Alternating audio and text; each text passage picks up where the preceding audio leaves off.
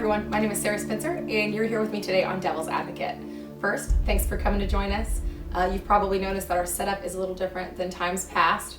Usually we film in the Metro campus at Tulsa Community College's Metro Library, but today we're in my living room, and that's all thanks to COVID-19 obviously, and the precautions that we are taking as a community to impede that process. Well, to start with, I'd like to talk to you a little bit about what we're going to be doing today. And usually we're debating. As you can see, I am debateless. I have no one here to debate with. So we are going to be changing the format somewhat. Obviously, you guys have probably seen that the news and the media, it's running constant right now. Every time you turn on the TV, you're bombarded with news, and you're bombarded with that news of all types. And so it's probably been one of the first times in a long time that I can remember just having nonstop continuous coverage by some of our larger media broadcasts.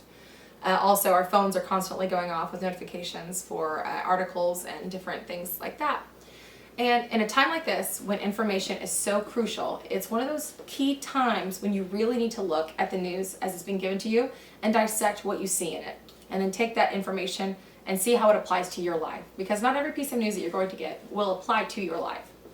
So one of the first things that I've always thought about, especially our economic well-being here in the United States for a long time, is that fear runs rampant. And when we are afraid of what's happening around us, we make bad decisions. And we certainly make them in big ways on Wall Street and in some of our biggest investment areas.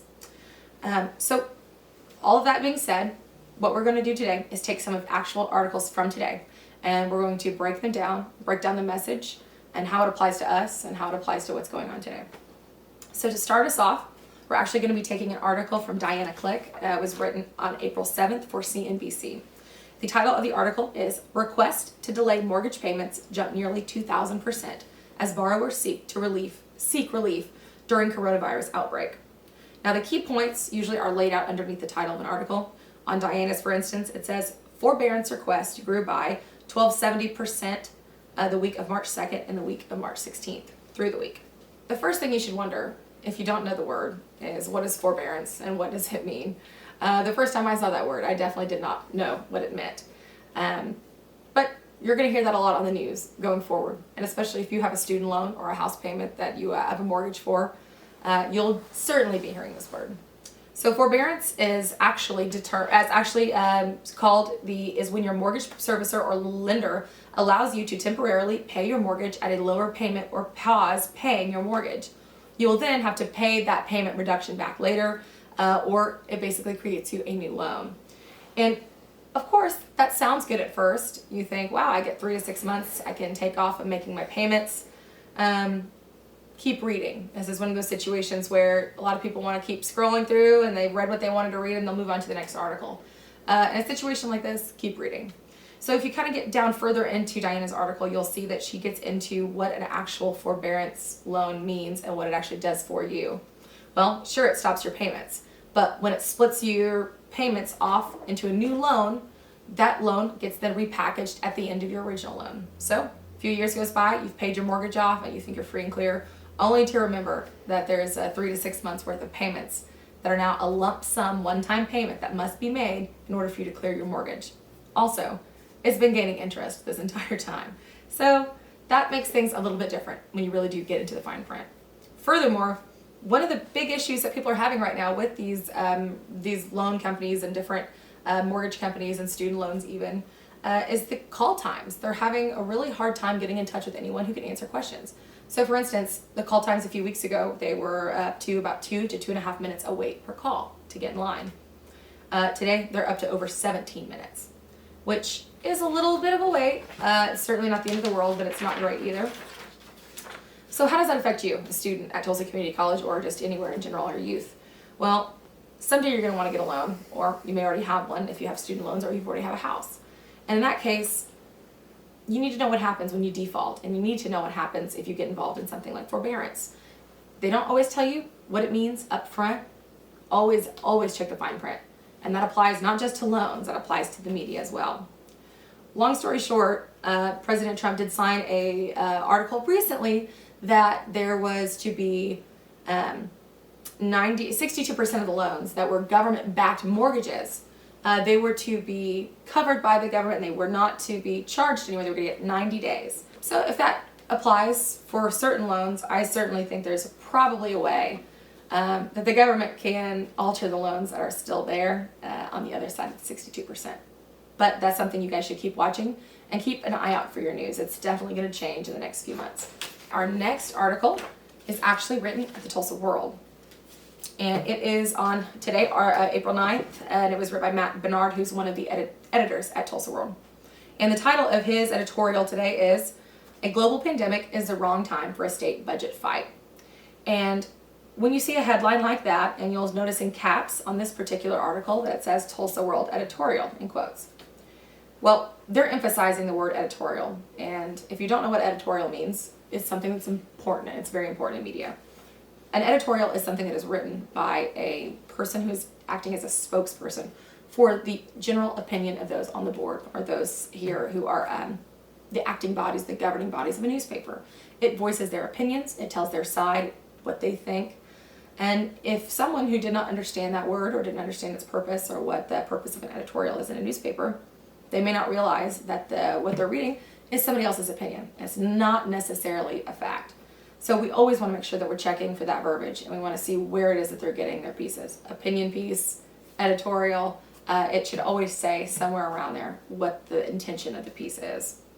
So if you get into Matt's article, which basically focuses on the battle between some of the legislature and the state house, and Governor Stitt is having a tough time trying to justify certain budget cuts that he wants to make in regard to our emergency funding stemming from COVID-19.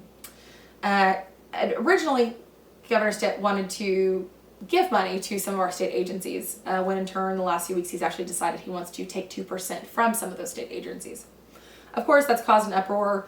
Education has already been through so many budget cuts, and the way that these fiscal years work, by the time that the 2% is taken out, it really will be more like 6%.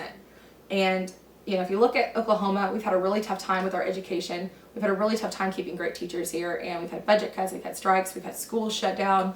Some of the greatest schools that I ever came in contact with are no longer around because that they were deemed unnecessary due to those kind of budget cuts. Long story short, when you listen to what Stitt has to say and what Bernard at Tulsa World has to say, and per quote, he says that the reason for all these budget cuts are because of the sharp, quote, revenue hits from the COVID-19 shutdown and the collapse of the petroleum price. So we're gonna leave this one alone for a while, and we'll probably hit back on that one later on. So our next article that we're looking at is actually titled "External Headwinds for a U.S. Economic Recovery." And it was written by Desmond Landry at The Hill. And he writes a very nice article, but it's a lot of verbiage. This is one of those ones that you're going to want to pick apart and try to understand everything that you read before you make some sort of a judgment, because it's going to go all over the place. So as we get into it, we immediately hear him mentioning the V-shaped economic recovery process. Now, obviously, we've all been watching the news. We've seen that COVID, and we're taught the scale and flattening the curve. Well, if you apply that curve to something like economics, if you were watching the stock market on March 16th, and you know that curve drastically turned into a downward spiral of a V. Well, now, a lot of people are thinking that maybe after we've dropped off here on this side of the economics, maybe we'll bounce back up, and there's our V-shaped recovery. It will be like nothing has changed, everyone will be rehired, and life will be good. I think that's a little optimistic, but it would be great. Let's see what else he has to say. He really brings into play something that I think is extremely important, and I think something that is not emphasized enough, certainly not in our youth's education. He says that as far as our economy is concerned, we should be focusing more on looking at our past and how we're going to be playing towards the future. For example, he has, and per quote, "One of the key economic lessons of the past decade or so was that the 2008 bankruptcy of Lehman Brothers, a relatively small U.S. investment bank, could have major spillover effects on the rest of the world economy." Now, if you're familiar with the 2008 financial crisis, then you know what he's talking about. If you don't already know, I will give you a brief description. In 2007, 2006, and also into 2005, the U.S. investment loans, and just loan department mortgages for house, they skyrocketed. The ability to get a loan or to be able to get a mortgage to pay for a house became extremely easy, and it became extremely profitable for large banks to sell and package those loans along with other ones. Over time, the rules became less and less strict. They were able to give out no income verification loans. People who did not have a job were able to go in and still get a loan and buy a house that they could not then pay bills for. Also, they started making loans that had adjustable rates, and people would walk into the offices at the bank and they would say, well, I'd like a house. Sure, we'll give you one, but we're also going to give you adjustable rates. So in 2 years, these are going to kick in and your bills will look different, but you're fine for 2 years. A lot of people took those. They took that adjustable rate. They thought, well, I've got 2 years to get a good job. I've got 2 years to do what I need to do. Little did they know that those adjustable rates at sometimes would be 400, 500% higher than what they were paying. So if you could imagine your bill going from $400 to $1,200 or $400 to $1,600 just in a month without any warning, that's what was happening around 2007. Well, as big banks started closing down because that people were defaulting on those loans and those huge piles of investment loans that the big banks were making money off of started becoming worthless, they started crashing. And when Lehman Brothers crashed, it took the entire world economy down with them. Now, are we going through that right now with COVID-19? It is a completely separate entity, but it is similar in the way that we were not prepared for the after effects of what happened.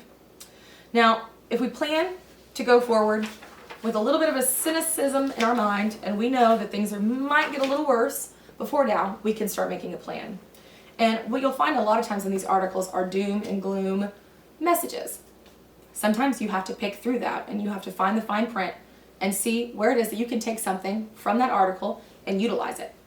Some tidbit about information, something about employment, some way for you to get something better out of it other than just anxiety, which is extremely hard. If anybody knows that, it's me. Let's move on to our next article here. Okay, we've got another Tulsa World article. This was written by Curtis Kilman, and it is titled "The First Time Jobless Claims Set Another Record in Oklahoma." Well, what he's talking about is that last week, over 51,000 people filed for their first round of unemployment, which is a record amount of people. It's extremely sad, and my thoughts are with everyone and with all of us as we're going through these hard times. But again, Curtis's thought through this entire process in his article, which is very well written, is that things are going to get worse and they're going to continue to spiral for a while. But if we can all just kind of hold on, we'll maybe get through it. That's his thoughts. We'll find out. So the record number of state workers that met unemployment was far past the average, 5 times at least. And he goes into talk again about some of the reasons behind why this is happening. Well, the first thing that he mentions in his quote as well, quote, "The economy skidded to a halt due to measures imposed to stop the spread of COVID-19, coupled with falling energy prices." Well, if you remember Governor Stitt in our early article, he also mentioned that falling petroleum prices is what was also causing Oklahoma some trouble. Well, I was in class a few days ago prior to this starting. It was closer into March. And we were discussing this in one of my courses. And someone said that they did not understand how oil and gas could affect the global economy. What it was a American thing that they didn't understand. And that's where there is a misconception. And if we look at Oklahoma in general, there's over 350,000 people employed by the oil and gas industry here alone. And with companies like they are today, that are struggling to stay alive in the turmoil that's going on in the financial markets, it's safe to say that although Halliburton and several others have already started layoffs, that they will not be the last. There's some predictions by CNN that says that over in the next 6 to 8 months that we will lose 100 oil and gas companies just here from America, that they will file for bankruptcy. This is the question that you have to ask yourself, and that we all have to. I continually ask myself. If there's an industry that we feel is unethical or we feel is not performing up to a certain standard, do we want to support them? Do we want them to continue on? I worked in Glacier National Park for several years. I have seen the effects of what happens to a glacier when it gets really hot, it melts. Do I think that there is the benefit of the energy industry here in the United States?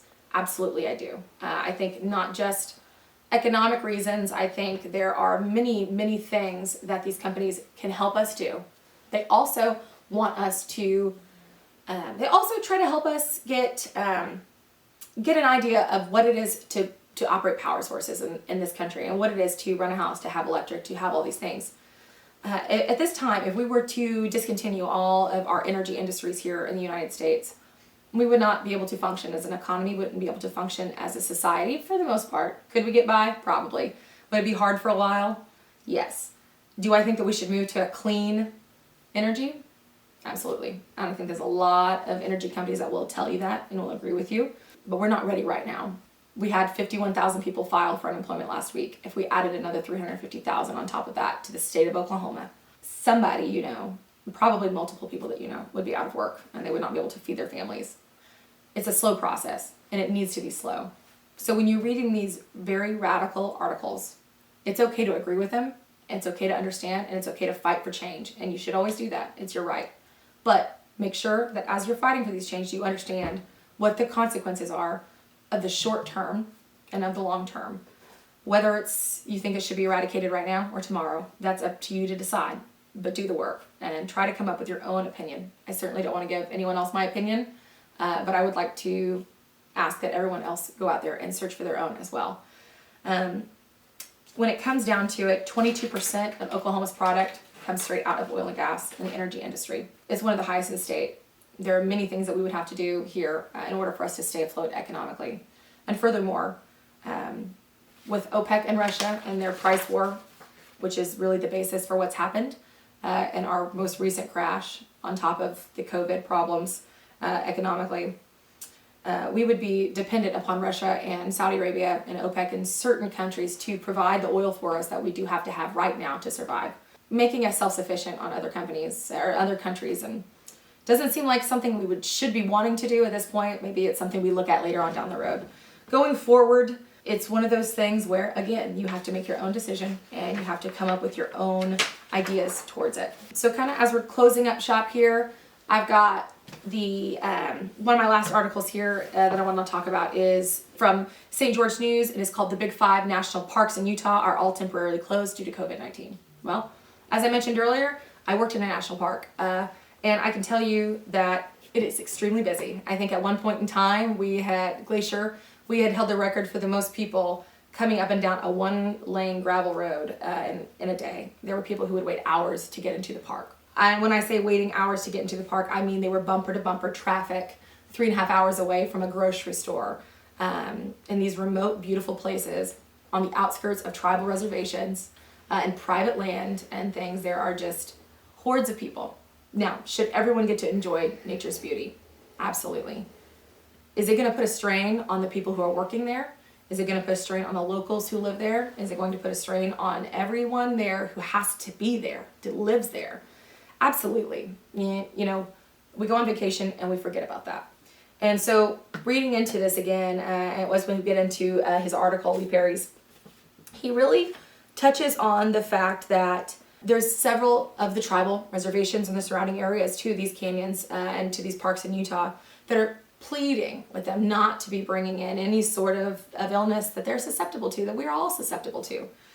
Certainly there has been challenges. I know personally that we've had in Montana on the Blackfeet Reservation, there have been challenges in their healthcare services. And so putting that sort of a strain on a small tribe who's 3 hours away from another hospital, the implications of something like that could be disastrous at best. So when we talk about these things, yes, enjoy the fresh air, walk down the road, but wear a mask. Don't get on a plane and don't crowd a national park that shouldn't be open at that point in time. We're going to move on to our last article here. I'm going to skip through a few, but last thing I'd like to touch on is an article from CNN. And it's titled, "Healthcare Workers Face a Mental Health Crisis as They Battle the Coronavirus." And again, when you look at articles, always look at the subject. Look at what this is. This is an opinion piece. So again, how should we be deducing this? This is somebody's thoughts. This is a recommendation based on CNN's writers. It is not a health care provider. It is not the CDC. It is not the World Health Organization that is prompting what they are suggesting in this article. So as we get forward into it, a lot of this is research that's done on healthcare workers in Wuhan, China, that have just recently been dealing with their epidemic there. And there's some pretty startling statistics as far as what kind of a toll that working in the healthcare industry has had on them during this time. And it's pretty drastic, and it's going to happen here as well. And I can agree with CNN on that. But what I will say is it is one of those things, again, that you're going to want to read this information for your own. Certainly don't read it from a news network. A lot of our news networks have a tendency to lean one way or another. Not that I disagree with either one. I think that what they're saying in this article is extremely more than merited. But for us, as a generation who sees things on Facebook and believes it and tweets it and shares it and it goes out and it becomes real to someone who doesn't know this, we have a responsibility. And we have grown up in the technical age. I had a cell phone as a kid. I'm sure a lot of you did as well. And having that responsibility, having that power in your hands, it has to be protected and you have to use it wisely.